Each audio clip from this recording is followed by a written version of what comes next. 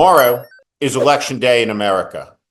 There is one day left before it. This is the warning. Tomorrow, some 100 million of us will turn up at the polls and cast a vote for President of the United States. It is a singular office. The president is commander-in-chief of the most powerful armed forces in the history of the world. They are the head of state and they are the head of government. The presidency in the United States is given to a person at the moment they complete an oath that is written into the Constitution of the United States. In fact, it is the only oath that is written into the Constitution. It is specifically for the president. The exact same words have been sworn from George Washington all the way through Joseph Robinette Biden of Delaware. These 35 words are profound. They commit the person who swears to them to preserve, protect, and defend the Constitution of the United States to the best of their ability. George Washington was the first person to pass power in America to a successor. His name was John Adams. John Adams was the first person to lose an election and pass power to his successor. His name was Thomas Jefferson. The ideas and the ideals of these men is very much on the ballot. Though the words were written by the hand of a hypocrite, when they touched paper, they became the most profound ever put there by the pen in the hand of a man across all of human history. The idea that we are all created equal and endowed by a creator with inalienable rights, among them life, liberty, and the pursuit of happiness. This is the essence of the American creed. And today, freedom and liberty, when we say all men, means in 21st century America, all people, until very recently, when Donald Trump has started to take away rights and to make categories of Americans more equal than some and less equal than others. I'd like to talk about my credentials. I was a Republican for 29 years. I'm a Democrat now and have been for some time. Early in my career, I ran political campaigns all around the country. Later, I was one of the top strategists for the House Republicans. I was one of the top strategists on the 2004 campaign. I served in the White House as a deputy assistant to the president, counselor to Vice President Cheney. I ran 2 Supreme Court confirmations, one for the Chief Justice Roberts, the other for Alito. I ran Arnold Schwarzenegger's come from behind victory in California. I ran John McCain's campaign.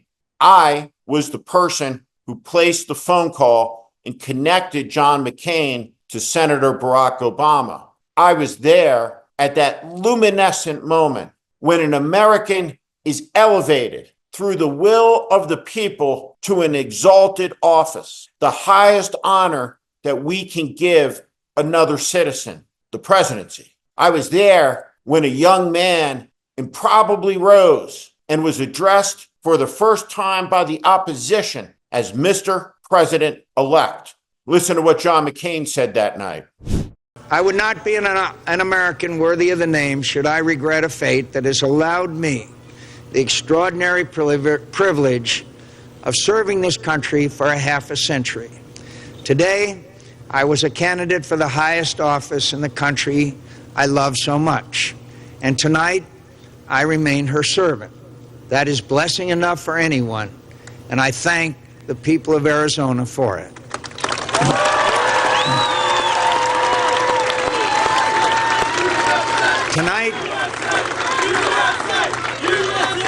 Tonight, more than any night, I hold in my heart nothing but love for this country and for all its citizens.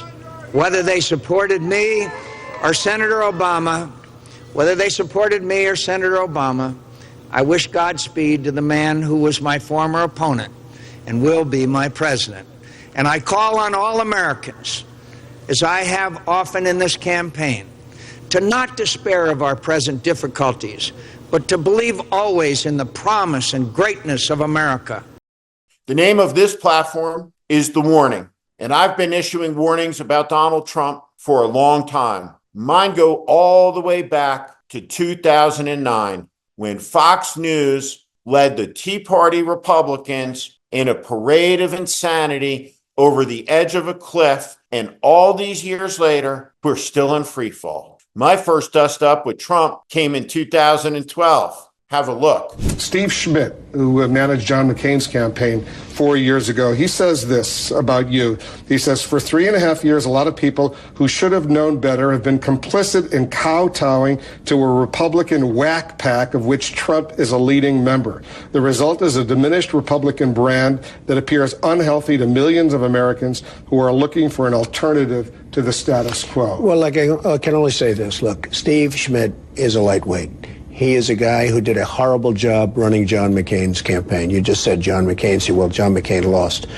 He did a horrible job running John McCain's campaign. You just said John McCain. See, well, John McCain lost.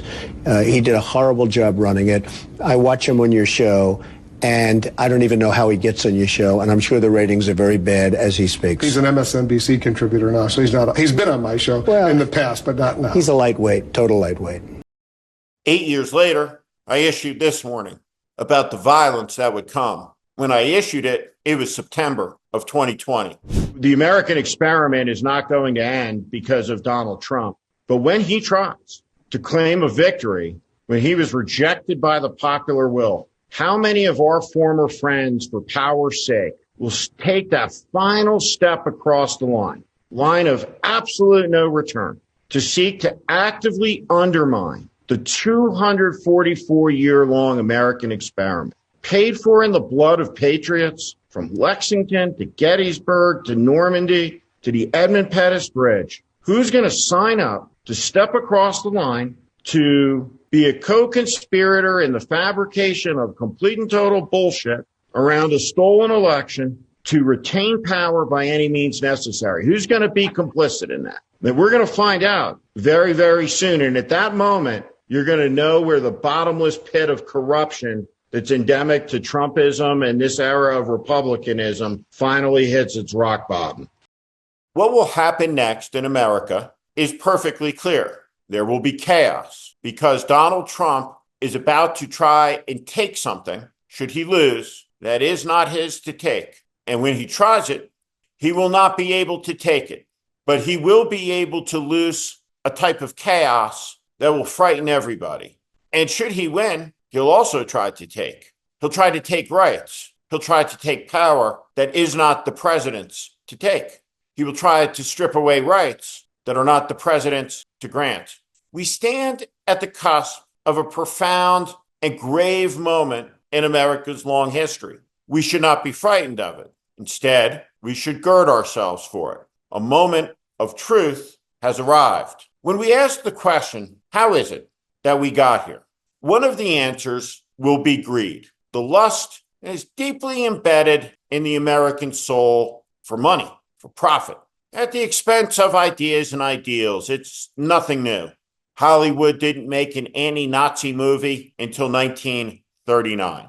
The networks, the newspapers, they made billions covering not a mortal threat to American civilization, to the American way of life, but rather a circus, a carnival. American politics degenerated with a reality star as its star into a reality show. Except this is real life, not a reality show. And so instead of covering the mortal threat, they covered the horse race. They covered the polling. They covered the sensationalism at the expense of the truly menacing and dangerous. And through all that fog and through all that noise, it was hard to hear sometimes what Trump was saying. Listen carefully, because by tomorrow, I can play it again, but there really won't be anything to do about it anymore. I beg you to listen. I only want to be a dictator for one day. And it'll be nasty a little bit at times, and maybe at the beginning in particular. One rough hour, and I mean real rough, the word will get out, and it will end immediately. To get me, somebody would have to shoot through the fake news, and I don't mind that so much, because I don't mind. Let's put her with a rifle standing there with 9 barrels shooting at her, okay? Let's see how she feels about it. You know, when the guns are trained on her face. Though Donald Trump does have a letter next to his name, it's deceptive because his should be an F for fascism. He's a fascist.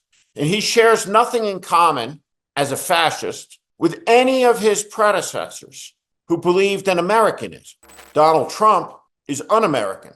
He's un-American because you cannot love your country if you despise half the people who live in it.